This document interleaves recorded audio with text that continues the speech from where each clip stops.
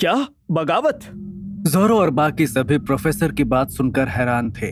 वे जानते थे कि प्रोफेसर बेवजह अपने शब्द खर्च नहीं करते। सबकी निगाहें प्रोफेसर पर टिक गई।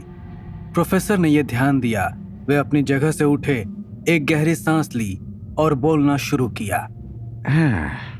आसिफ खान के परिवार को मारने के बाद आकाश उसे कैद में रखकर टॉर्चर कर रहा था, लेकिन जर्मन माफिया थॉमस बेकर और बेला बेकर उसे छुड़ा कर ले गए।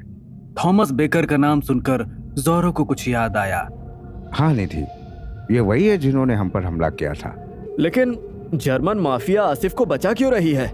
ये तो पता नहीं, लेकिन इतना जरूर कहूंगा कि जर्मन माफिया को आसिफ से कुछ चाहिए। आसिफ को बचाने के लिए थॉमस बेकर ने गॉडफादर से मदद ली और फीनिक्स के गोल्डन लेटर की मदद से आसिफ को फीनिक्स की दावेदारी से बाहर करवा दिया। सतनाम ने गोल्डन लेटर के बारे में जानकारी दी कि ये एक संधि पत्र है जिसमें दो फीनिक्स के दावेदारों के बीच कोई समझौता होता है। इस पर दोनों के खून के निशान होते हैं। निधि और जोरो ये सुनकर सरप्राइज्ड थे। वे अभी भी फीनिक्स के नियमों के बारे में इतना डिटेल में नहीं जानते थे। आकाश ने आसिफ को इतनी आसानी से जाने दिया, ये मुझे हजम नहीं हुआ। शायद गॉडफादर ने उसके साथ कोई डील की हो। हमें गॉडफादर से मिलना जुलना बंद करना होगा। आसिफ के स्टेटस और वोट उसने लिए हैं, लेकिन उसे अपने अधीन रखना आसान नहीं होगा। आसिफ को हंसराज ने इसलिए चुना था क्योंकि उसने माफियाओं को अपने अधीन रखा था, जिन्हें शायद कोई और नहीं रख सकता। अगर मैं कहूं कि अगर आसिफ हंसराज से नहीं डरता तो वो उसे कब का कुचल देता। अब आसिफ के ना रहने पर उसके अधीन वाले माफिया हिमाचल प्रदेश, मध्य प्रदेश और पुणे ये सब बगावत करना शुरू करेंगे। और अगर मैं सही हूं तो सबसे पहले बगावत पुणे का माफिया वसंत वागले करेगा। प्रोफेसर ने सतनाम की ओर देखा। वसंत वागले का नाम सुनकर सतनाम के चेहरे पर चिंता की लकीरें उभर आई।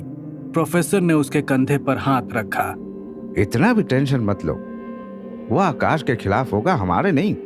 और अगर वो हमारे ओर भी बढ़े तो तुम तो हो ही।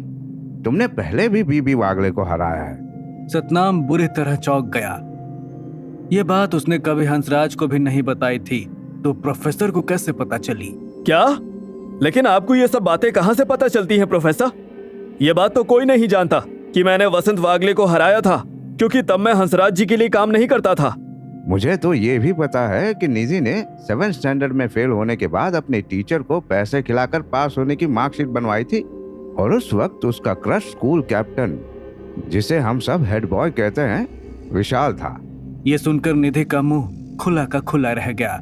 उसे यकीन नहीं हो रहा था कि उसकी ये राज की बात भी प्रोफेसर को पता है। वहीं जोरो निधि की ओर मुस्कुरा कर देख रहा था। प्रोफेसर, आपको ये सब कैसे पता है? आप तो जैसे माइंड रीडर हो जो सब कुछ जानते हो। अरे मैं कोई माइंड रीडर नहीं हूँ निधि, मैं बस डेटा कलेक्ट करता हूँ, जिससे मुझे समय समय पर सब कुछ पता चलता रहता है। जैसे मुझे ये भी पता है कि आज भी तुम्हारे मोबाइल में विशाल की फोटो है। शट अप प्रोफेसर, इतना भी नहीं जानना चाहिए। प्रोफेसर के चेहरे पर एक विजयी मुस्कान आ गई। तभी जोरो निधि के पास आया। जरा मुझे भी दिखाओ तुम्हारे क्रश की फोटो। स्टॉप इट, मैं यहाँ से जा रही हूँ। निधि वहाँ से जाने लगी और जोरो भी उसके पीछे पीछे। अरे अपने एक्स विशाल की फोटो कम से कम एक बार तो दिखा दो। वो मेरा एक्स नहीं है। सतनाम ने प्रोफेसर के सामने देखा। वैसे दूसरी बुरी खबर तो इन लोगों ने सुनी ही नहीं।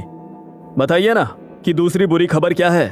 प्रोफेसर ने सतनाम को दूसरी बुरी खबर सुनाई, जिसे सुनकर सतनाम के चेहरे पर टेंशन साफ दिखाई दे रहा था। आज आकाश रायजादा बेहद खुश था। वो फिनिक्स बनने के बस एक कदम दूर था। उसने कभी नहीं सोचा था कि वो फिनिक्स की रेस में सबसे आगे हो जाएगा। रयो और माया उसके चेहरे की खुशी साफ देख रहे थे। मिस्टर निंजा किंग, जैसे कि तुम जानते हो कि अब वीटो पावर की मदद से मैं सबसे आगे हूँ और फिनिक्स बनने वाला हूँ, लेकिन इसके साथ मुझे एक और सहयोगी दावेदार घोषित करना होगा जो मेरा बिजनेस पार्टनर बनेगा, जैसे मेरे डैड के लिए हंसराज अंकल थे। तो मैं चाहता हूं कि तुम दोनों भाई बहन में से एक फिनिक्स का सहयोगी दावेदार बनो। रयो और माया ने एक दूसरे को देखा। उनके चेहरे पर हैरानी के भाव साफ थे, लेकिन रयो के मन में एक सवाल उठा।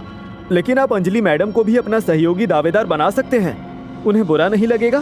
आकाश ये सुनकर थोड़ी देर सोचने लगा और फिर अंजलि की ओर देखा। अंजलि भी मन ही मन वही सोच रही थी। आकाश ने ये नोट किया। मैं जानता हूं कि अंजलि भी यही चाहती है कि वो मेरी सहयोगी फीनिक्स की दावेदार बने, जिसे हैंड कहा जाता है। लेकिन मैं अपने लालच की वजह से उसे सहयोगी दावेदार नहीं बना रहा हूं। ये सुनकर अंजलि, रयो और माया ने आकाश की ओर देखा। अंजलि थोड़ी हैरान थी। उसे समझ नहीं आ रहा था कि आकाश किस लालच की बात कर रहा था। हाँ, मेरे मन में एक लालच है। अब इस दुनिया में अंजलि के अलावा मेरा और कोई नहीं है, और मैं जानता हूं कि अंजलि मुझसे बेहद प्यार करती है। जब मेरा चेहरा झुलस चुका था तब भी उसने मुझसे प्यार करना नहीं छोड़ा। इसलिए मैं उसे सहयोगी दावेदार बनाकर अपने दुश्मनों की नजर में नहीं लाना चाहता।